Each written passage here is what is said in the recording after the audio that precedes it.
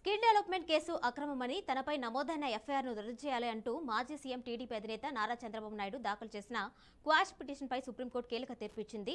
జడ్జీలు అనిరుద్ బోస్, జస్టిస్ బేలా త్రివేది వేర్వేరుగా తీర్పులు వెల్లడించారు. ద్విసభ్య ధర్మాసనం భిన్నాభిప్రాయాలు వ్యక్తం చేసింది. త్రిసభ్య ధర్మాసనానికి ఇవ్వాలి అని విజ్ఞప్తి చేసింది. దీంతో స్కిల్ కేసులో 17A సెక్షన్ వర్తింపు వ్యవహారం ప్రధాన న్యాయమూర్తి సారథ్యంలోని త్రిసభ్య ధర్మాసనం ముందుకు చేరింది.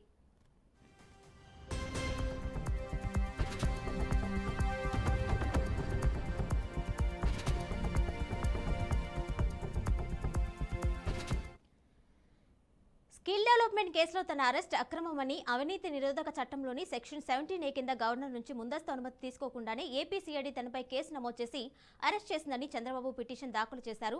గత ఏడాది సెప్టెంబర్ 22న ఏపీ హైకోర్టు తన క్యాష్ పిటిషన్ను కొట్టివేయడంతో ఆయన సుప్రీంకోర్టులో స్పెషల్ లీవ్ పిటిషన్ను దాఖలు చేశారు.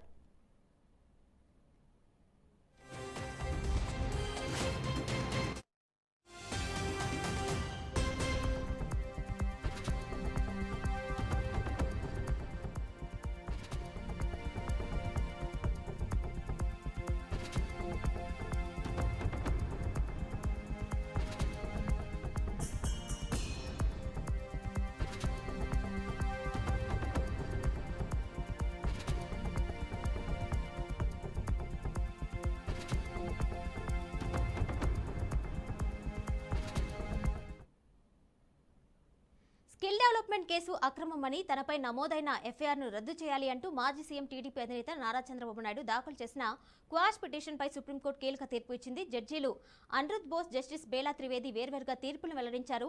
ద్విసభ్య ధర్మాసనం భిన్నాభిప్రాయాలు వ్యక్తం చేసింది. త్రిసభ్య ధర్మాసనానికి ఇవ్వాలని విజ్ఞప్తి చేసింది. దీంతో స్కిల్ కేసులో 17A సెక్షన్ వర్తింపు వ్యవహారం ప్రధాన న్యాయమూర్తి సారథ్యంలోని త్రిసభ్య ధర్మాసనం ముందుకు చేరింది.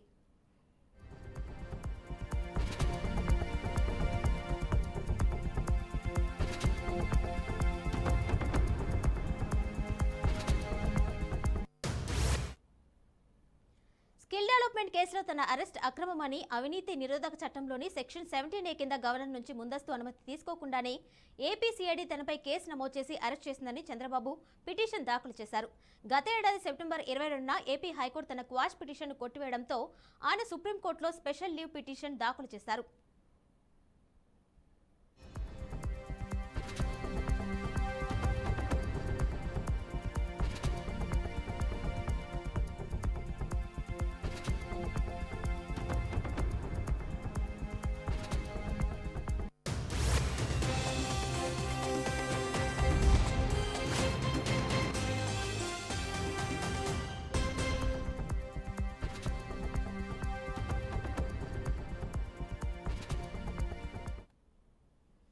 ఇక ఇదే అంశంపై మనతో మాట్లాడేందుకు అడ్వకేట్ ముప్పాల సుబ్బారావు గారు లైన్లో అందుబాటులో ఉన్నారు.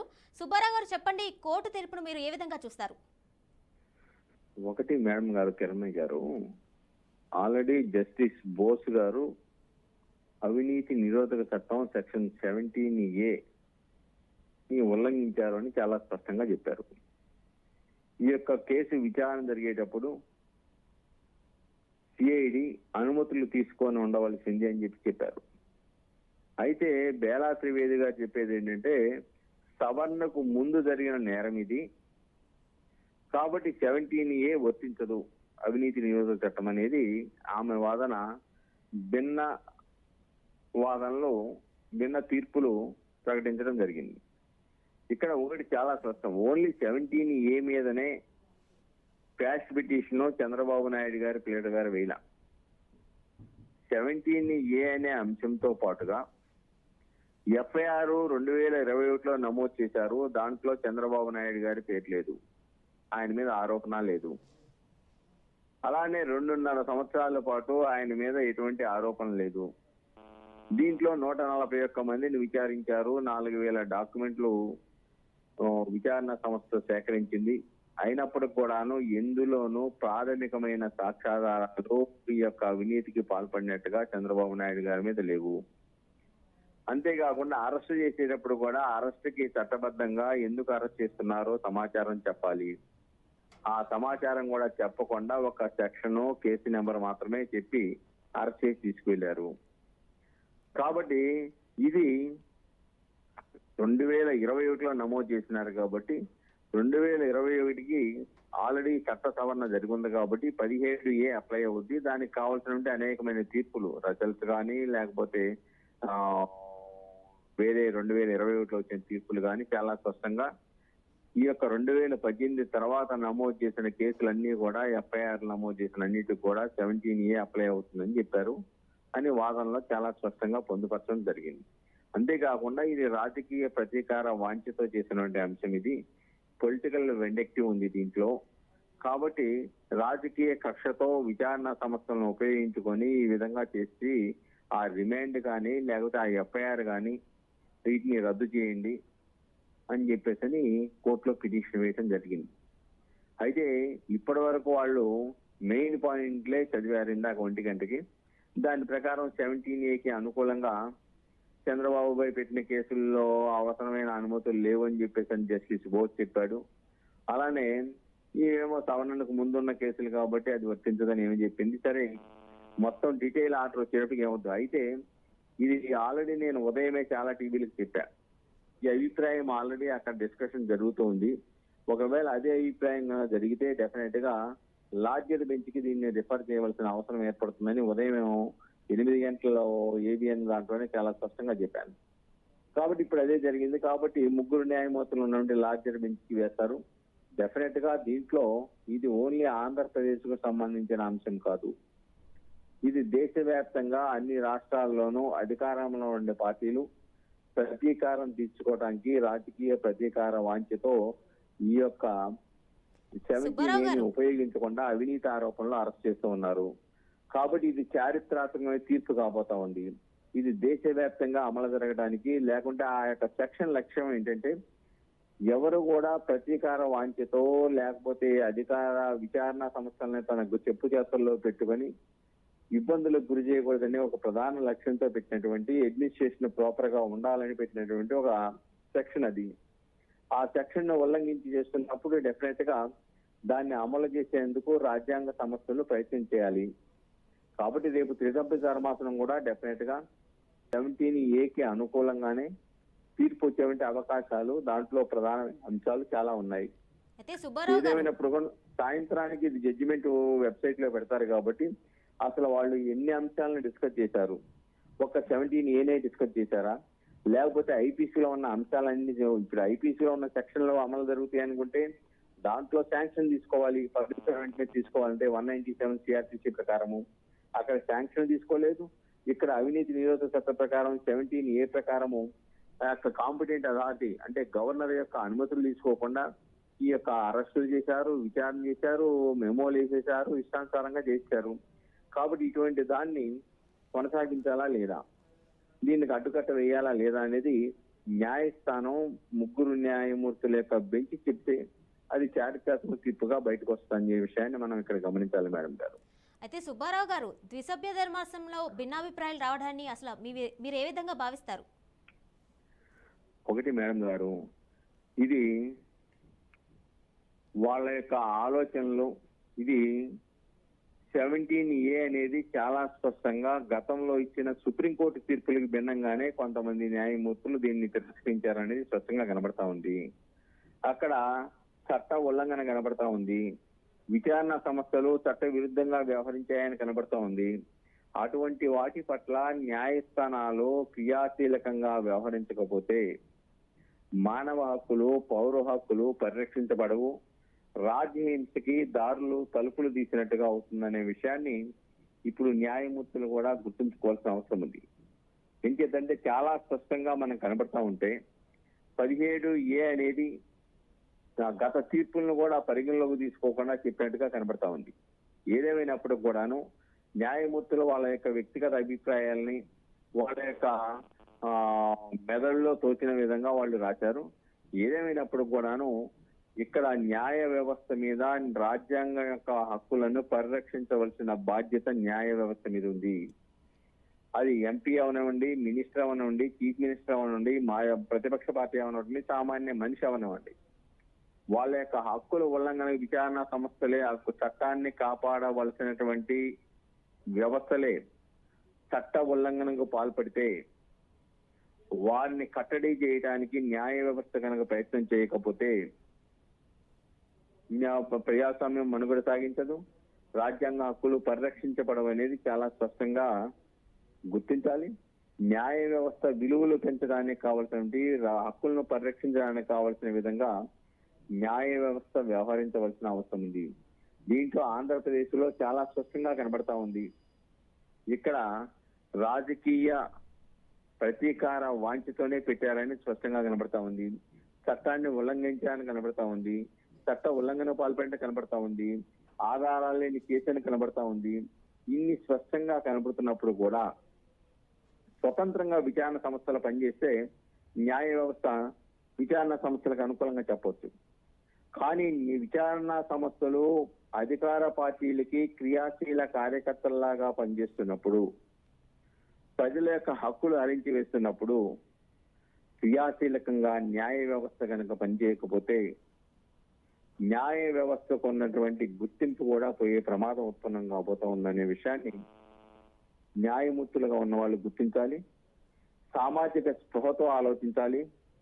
ప్రజా హక్కుల గురించి పరిరక్షించడానికి ఏ విధంగా వాళ్ళు చర్యలు చేపట్టాలో తమ తీర్పుల ద్వారా వెలువరించడం ద్వారా ప్రజల హృదయాల్లో వాళ్ళని మంచిగా చూస్తారనే విషయాన్ని ఇక్కడ మనం గమనించాలి మేడం గారు.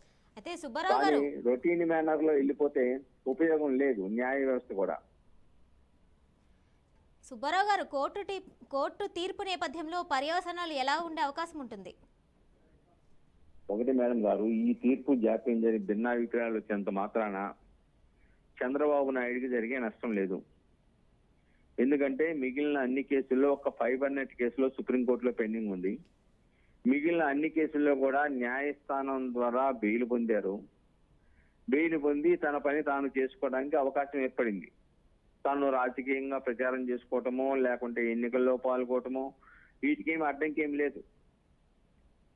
కానీ కొంతకాలం జాప్యం జరుగుద్ది అంతే తప్ప చివరికి త్రిసభ్య ధర్మాసనం, 3 న్యాయమూర్తుల ధర్మాసనం డెఫినెట్ గా ఇవన్నీ కూడా ఆలోచించే అవకాశాలు ఉన్నాయి.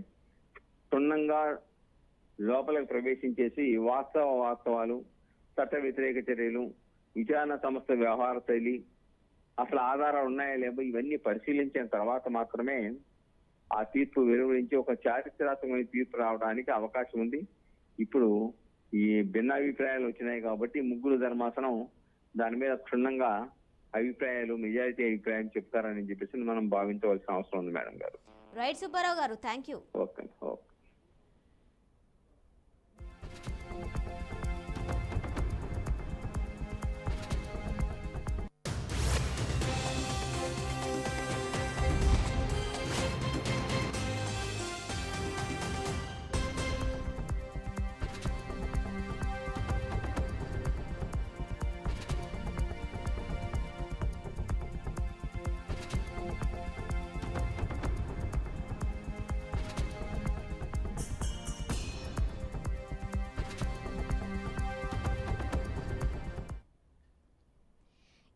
స్కిల్ డెవలప్మెంట్ కేసు అక్రమమని తనపై నమోదైన ఎఫ్ఐఆర్ను రద్దు చేయాలి అంటూ మాజీ సీఎం టీడీపీ అధినేత నారా చంద్రబాబు నాయుడు దాఖలు చేసిన క్వాష్ పిటిషన్పై సుప్రీంకోర్టు కీలక తీర్పు ఇచ్చింది. జడ్జిలు అన్రిత్ బోస్, జస్టిస్ బేలా త్రివేది వేర్వేరుగా తీర్పుల్ని వెల్లడించారు.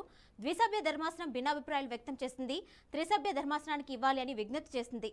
దీంతో స్కిల్ కేసులో 17A సెక్షన్ వర్తింపు వ్యవహారం ప్రధాన న్యాయమూర్తి సారథ్యంలోని త్రిసభ్య ధర్మాసనం ముందుకు చేరింది.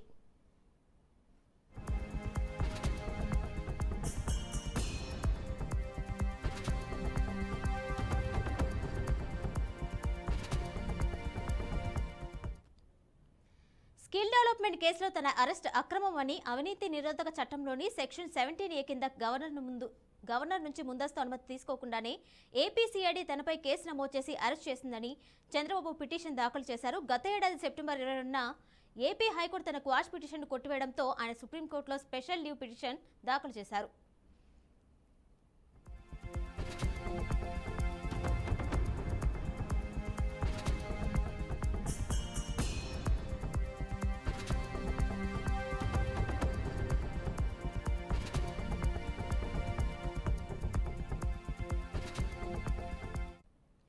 స్కిల్ డెవలప్మెంట్ డెవలప్మెంట్ కేసులో టీడీపీ అధినేత చంద్రబాబు దాఖలు చేసిన క్వాష్ పిటిషన్పై సుప్రీంకోర్టు తీర్పు వెలువరించింది.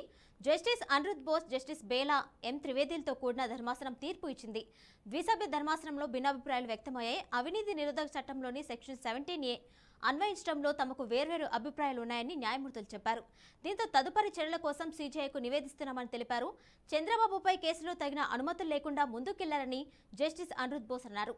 కేసుల నమోదుకు ముందు సిఐడి తగిన అనుమతి తీసుకుని ఉండాల్సిందని అభిప్రాయపడ్డారు. సెక్షన్ 17A కింద ముందస్తు అనుమతులు తప్పనిసరని, లేకపోతే అది చట్ట విరుద్ధమని తన తీర్పులో వెల్లడించారు. ఇదిలా ఉంటే 2018 చట్ట సవరణ కంటే ముందు జరిగిన నేరాలకు ఆ సెక్షన్ వర్తించదని జస్టిస్ బేలా ఎం త్రివేది అన్నారు. నిజాయితీ గల పబ్లిక్ సర్వెంట్స్ కు ఇబ్బంది ఉండకూడదనే సెక్షన్ 17A చట్ట సవరణ తెచ్చారని చెప్పారు. ఇద్దరు న్యాయమూర్తుల మధ్య భిన్నాభిప్రాయాల నేపథ్యంలో సీజీఐకి నివేదిస్తున్నట్లు సీనియర్ న్యాయమూర్తి జస్టిస్ అనిరుద్ బోస్ ప్రకటించారు.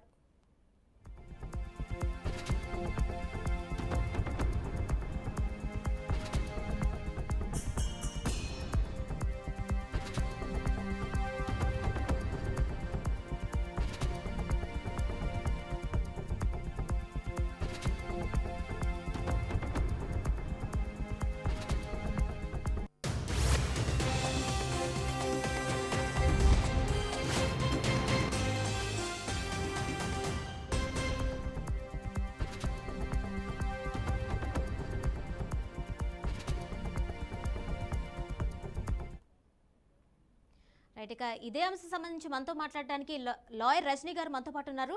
రజనీ గారు నమస్తే అండి. నమస్తే అండి, చెప్పండి. అయితే సుప్రీంకోర్టు ఇచ్చిన తీర్పు అయితే భిన్నాభిప్రాయాలు అయితే వ్యక్తమవుతున్నాయి. ఈ నేపథ్యంలో థర్డ్ బెంచ్కి అయితే ధర్మాసనం అయితే ఇవ్వాలని చెప్పి కోరింది. ఈ నేపథ్యంలో దీన్ని ఎలా చూడాలి అంటారు? ముఖ్యంగా ఇది ద్విసభ్య ధర్మాసనమైనటువంటి అనిరుద్ బోస్ గారు, బేలా త్రివేది గారు ఆధ్వర్యంలో వచ్చినటువంటి జడ్జిమెంట్ అండి. ఇద్దరు ముగ్గురు కూర్చుని జడ్జిమెంట్లు ఇవ్వడం అంటే ఇలాగే ఉంటుందండి. లైక్ ఒక్కొక్కళ్ళు ఒక్కొక్క రకమైన అభిప్రాయం అనేది వ్యక్తపరుస్తారు. కాబట్టి ఇక్కడ అనిరుద్ బోస్ గారు ఏం చెప్తున్నారంటే 14 సంవత్సరాల చరిత్ర గల ముఖ్యమంత్రి మీద ఆధారాలు పెట్టడం, ఆరోపించడం ఇవంతా కాదు. 17 సబ్ క్లాస్ ఏ సవరణ అనేది పెట్టుకున్నాం కాబట్టి ఖచ్చితంగా గవర్నర్ దృష్టికి వెళ్ళాలి, కానీ ఆయన్ని ఆ రకంగా అరెస్ట్ చేయడం అనేది చట్ట విరుద్ధం అని మాట్లాడారు. కానీ దానికి ఆపోజిట్ గా వ్యతిరేకంగా బేలా త్రివేది గారు చెప్పారు, రాజ్యాంగం దృష్టిలో అందరూ సమానం అయితే మరి ముఖ్యమంత్రికి ఏమాత్రం వెసులుబాటు ఎందుకు కల్పించాలి? సో ముఖ్యమంత్రి అయితే తప్పు చేసే ఇచ్చా ఈ రకమైన జడ్జిమెంట్ ఇస్తే రానున్న కాలంలో ముఖ్యమంత్రి ముసుగులో ఉన్నప్పుడు ఏ తప్పైనా చేయొచ్చు, మనల్ని ఎప్పటికీ అరెస్ట్ చేయలేరు అనేటటువంటి ఒక వాదన జనాల్లోకి వెళ్తుంది. సో ఇది కరెక్ట్ కాదు. పివి నరసింహారావు అంటే ప్రధానమంత్రి సైతం చిన్న ఎలిగేషన్స్ వచ్చినప్పుడు న్యాయస్థానాల ముందు నుంచున్నారు. కేవలం ఈ వెసులుబాటు ఒక రాష్ట్రపతికి, గవర్నర్ కి మాత్రమే ఉంటుంది అన్నట్టుగా రాజ్యాంగంలో కూడా పొందుపరిచింది. కాబట్టి ముఖ్యమంత్రి, ప్రధానమంత్రి ఎవరికేం ఎక్కువ కాదు. తప్పు చేస్తే ఎవరినైనా ఎత్తి లోపలేయడంలో ఎటువంటి ఆలోచించదు న్యాయస్థానం, ఇండిపెండెంట్ బాడీ అంటూ వచ్చినటువంటి వాదన. దీంట్లో బేలా త్రివేది గారు ఏం చెప్పారంటే త్రిసభ్య ధర్మాసనం ముందు మరొక్కసారి దీని గురించి పూర్తి విచారణ చేయాలి. ఇటువంటి జడ్జిమెంట్ ఇస్తే రానున్న కాలంలో అన్ని రాష్ట్రాల్లో ముఖ్యమంత్రి గెటప్ లో ఉన్నప్పుడు అంటే ఒక 5 సంవత్సరాలు పదవిలో ఉన్నప్పుడు విచ్చలవిడిగా తప్పులు చేసేస్తారు. ఒకవేళ పదవి దిగిపోయాక ఆ తప్పులు నిరూపించి ఆధారాలు పట్టుకొని జైల్లో వేద్దామంటే వేయడానికే లేదు. ఎదురుంటే గవర్నర్ దృష్టికి తీసుకెళ్ళండి, ఒక్కసారి మేము ముఖ్యమంత్రి అయిపోయాం కాబట్టి ఇక మమ్మల్ని ఎవ్వరూ ఏమీ చేయలేరు అనేటటువంటి తలపొగరుతో వెళ్ళిపోయే అవకాశం ఉంటుంది. ఇది చట్ట విరుద్ధం, రాజ్యాంగ విరుద్ధం, ప్రజాస్వామ్యంలో విరుద్ధం. ఇది రాచరికపు పరిపాలన కాదు. రాష్ట్ర ప్రజాస్వామ్యంలో ఖచ్చితంగా రాజుకైనా బంటుకైనా ఒకటే తీర్పు ఉంటుంది అనేటటువంటి ఈ న్యాయస్థానాల్లో ఈ రకమైన వెసులుబాటు ఇవ్వడం కరెక్ట్ కాదేమో అన్న ఉద్దేశంతో మళ్ళీ త్రిసభ్య ధర్మాసనం మీద విచారణ జరుగుతుంది. కొంతమంది పాపం 14 సంవత్సరాలు ముఖ్యమంత్రిగా ఉన్నారు, లేకపోతే 20 సంవత్సరాలు ముఖ్యమంత్రిగా పంజాబ్ రాష్ట్రంలో ఉన్నారు, మహారాష్ట్ర రాష్ట్రంలో ఉన్నారు. వారు తప్పు చేశారని ప్రతిపక్షాల్లో అవతల పార్టీ వాళ్ళు సిఐడిలో, సిబిఐలో ఆరోపిస్తున్నారు. కానీ వారిని అరెస్టు చేయొద్దు అంటే అది ఏమాత్రం సమంజసం? ఈ రోజు చంద్రబాబు గారి మీద నింద వేశారు, అది ఆకాశం మీద ఉమ్మేసినట్టేనని వేసిన వాడికి కూడా అర్థమైంది. ఈ రోజు ప్రజాక్షేత్రంలో నేను అవినీతి పరుడని తెలుసుకొని అతన్ని కూడా అవినీతి పరుడు చేయాలని తపన పడినటువంటి గౌరవ జగన్మోహన్ రెడ్డి గారు నంద్యాల కాన్వాయి మీటింగ్ లో ఉన్నటువంటి చంద్రబాబు గారిని అరెస్ట్ చేసిన దృశ్యం ఈ రోజుకి తెలుగుదేశం కార్యకర్తల కళ్ళలో మెదులుతున్నాయి.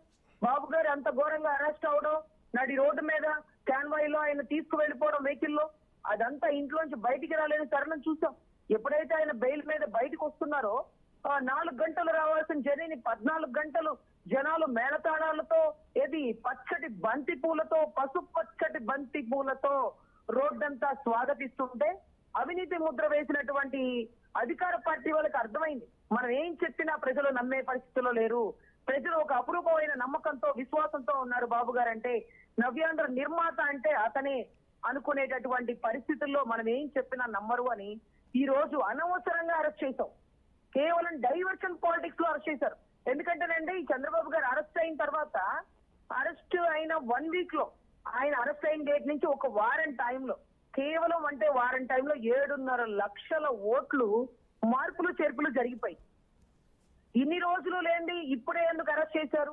29/21 నమోదైనటువంటి కేసులో ఏ 37 గా ఏ 36 ఇప్పుడు ఇతను ఎందుకు ఆరోపిస్తున్నారు అంటే, ఇతను చీమ ఎందుకు కుట్టారంటే నా పుట్టలో వేలు పెడితే నేను కుట్టనా అన్నట్టుగా పోయి చంద్రబాబు గారు ఏదైతే సెంట్రల్ గవర్నమెంట్ కి వెళ్ళి ఢిల్లీకి వెళ్ళి దొంగ ఓట్ల గురించి కనుక్కుంటుంటే కుంభస్థలం మీద కొట్టినట్టుగా ఏనుక్కి నొప్పి కలిగినట్టుగా గౌరవ జగన్మోహన్ రెడ్డి గారికి బాధ కలిగిందండి. సో తద్వారా ఆయన ఏం చేయాలనుకున్నారంటే డైవర్షన్ పాలిటిక్స్ నేపథ్యంలో ఆయన అరెస్ట్ చేసేస్తే ఈ లోపు 7.5 లక్షల ఓట్లు చేరికలు తిరికలు చేసేద్దాం, ఇక అందరూ ఆయన గురించి బాధతో ఉంటారు, ధర్నాలు రాస్తారోకలు చేస్తారు, గొడవలు చేసిన ప్రజా కార్యకర్తల మీద కేసులు నమోదు చేయొచ్చు, ఆ నమోదు చేసిన కేసులు వాళ్ళ మీద బైండ్ ఓవర్ రాపించుకొని ఎలక్షన్ టైంలో వారిని బూత్ లెవెల్లో పని చేయనీయకుండా కూర్చోబెట్టచ్చు అని ఒక ప్లాన్ గీస్తారు.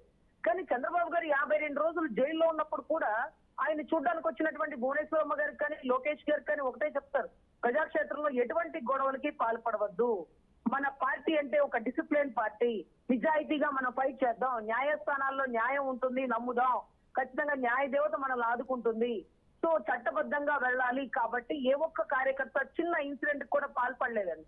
అంత డిసిప్లిన్ గా ఉండేటటువంటి పార్టీ సిబ్బందిలో ప్రతి ఒక్కరూ న్యాయస్థానాల మీద నమ్మకం పెట్టుకున్నారు.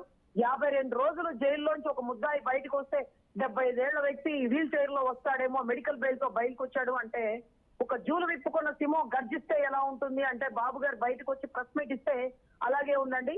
అధికార పార్టీ వాళ్ళకి గౌరవ జగన్మోహన్ రెడ్డి గారికి తాడేపల్లి ప్యాలెస్ లో టీవీలు పగిలిపోయిన దృశ్యాలు మా కళ్ళ ముందు కదిలిపోయి. సో ఖచ్చితంగా ఈ రోజు 17 సబ్ క్లాజ్ ఏ అప్లికబుల్ అవ్వకపోయినా అయినా జరిగిన నష్టమేం లేదండి. ప్రజాక్షేత్రంలో కేవలం 3 నెలలు మాత్రమే టైం ఉంది. ఆయన ఆల్రెడీ అందరినీ కలవడం బిగిన్ చేస్తున్నాడు, క్యాన్వాయ్ పైకి ఎక్కి ప్రచారం చేయడం బిగిన్ చేస్తున్నారు. కేసు గురించి మాట్లాడకుండా ఉండే ఆయనకి ఈ డెవలప్మెంట్ కి ఈ స్కిల్ డెవలప్మెంట్ కానీ, ఇన్నర్ రింగ్ రోడ్ కానీ, ఇసుక స్కామ్ కానీ, మందు కల్తీ కానీ ఇవన్నిటికీ ఆల్రెడీ యాంటిసిపేటరీ బెయిల్స్ వచ్చేసినాయి. సో ఈ 17 సబ్ క్లాజ్ అప్లికబుల్ అవ్వకపోతే జగన్మోహన్ రెడ్డి అనే ఒక వ్యక్తి ముఖ్యమంత్రి పదవి కోల్పోయిన మరుక్షణమే ఒక్క ఇసుక ఫ్రీగా ఇస్తే నష్టం జరిగిందన్నటువంటి గౌరవ ముఖ్యమంత్రి వాళ్ళకి నవరత్నాలు ఏమన్నా పులివెందుల్లో సొమ్ము అనుకున్నాడా, వాళ్ళ అత్తగా ఇచ్చిన కట్నం అనుకున్నాడా? అది కూడా ప్రజా ఖజానా నుంచి ఇస్తున్నాడు కదా. సో ఖచ్చితంగా ఇటువంటి పరిస్థితుల్లో ఆయన్ని నవరత్నాలు అంటే ఈ 9 రత్నాల మీద 9 కేసులు వేయడానికి మేము సిద్ధంగా ఉన్నాం, అక్రమంగా తోడిన మట్టి మీద కేసులు వేయడానికి సిద్ధంగా ఉన్నాం. అదే రకంగా 6 లక్షల ఖరీదు కూడా లేని ఒక పొలాన్ని 25 లక్షలు 30 లక్షలు ఖరీదు చేసి జగనన్న ఇళ్ళు అంటూ ఇస్తామంటూ కనీసం ఈ 30 లక్షలు ప్రజలకు కూడా అందకుండా ఇది కూడా పక్కదో పట్టించారన్న నేపథ్యంతో ఆధారాల పూర్వకంగా నిరూపించే కేసులు నమోదు చేస్తామండి. 17 సబ్ క్లాజ్ ఏలో యడ్యూరప్ప గారి కేసు వాదించినటువంటి ముకుల్ రోహిత్ గారు ఎవరైతే ఉన్నారో ఆయన ఈ రోజు చట్టం దృష్టిలో అందరూ సమానమే, ముఖ్యమంత్రి తప్పు చేస్తే మాత్రం వదిలేస్తామా అంటూ వాదించినటువంటి ముకుల్ రోహిత్ గారు రేపు మేము గౌరవ జగన్మోహన్ రెడ్డి గారిని జైల్లో వేస్తే ఈ కేసును ఆయన ఎలా వాదిస్తారో చూడాలి. సో ఖచ్చితంగా ఇది కేసు ఫేవర్ గా వచ్చినా రాకపోయినా జనాల్లోకి ప్రజాక్షేత్రంలోకి బాబు గారు వెళ్ళారండి. రాబోయే కాలంలో ఏ నాయకులైనా అందరూ సిద్ధంగా ఉన్నారు. తప్పు చేస్తే ఆధారాలు పట్టుకొని అరెస్ట్ చేయాలి కానీ ఆధారాలు లేకుండా ఆరోపించేటటువంటి జగన్మోహన్ రెడ్డి గారి ప్రభుత్వం ఒక కేసు వేసిన వెంటనే ఇంకో కేసు వేసిన వెంటనే ఇంకో కేసు, ఇవన్నీ ఎలక్షన్ కి ముందు ఎందుకు వేస్తున్నారు? మీరు 19-20లో ప్రభుత్వంలో ఫామ్ అయినప్పుడే ఎందుకు చంద్రబాబు గారిని అరెస్ట్ చేయలేకపోయారు, ఇన్ని కేసులు వేయలేకపోయారు? ఎలక్షన్ ముందు డైవర్షన్ చేస్తున్నారా? మీరు ప్రజాక్షేత్రంలో ఆయన తిరగనీకండి ఆపుదామని ప్రయత్నిస్తున్నారా? మీరు ఏదైతే అరెస్ట్ చేశారో అది ఆయనకి డబుల్ పబ్లిసిటీ అయిపోయింది. సో ఖచ్చితంగా మీరే పార్టీని ఇంకొంచెం ముందుకు పైకి తీసుకొచ్చారని మనస్ఫూర్తిగా కోరుకుంటూ 17 సబ్ క్లాజ్ అప్లికబుల్ అవ్వకూడదు, చట్టం దృష్టిలో అందరూ సమానమే, జగన్మోహన్ రెడ్డి గారు అతి తొందరలో అరెస్ట్ కాబోతున్నారన్న పర్వాన్ని మరొకసారి గుర్తు చేస్తున్నామండి. రజనీ గారు రైట్ అండి, థ్యాంక్ యూ.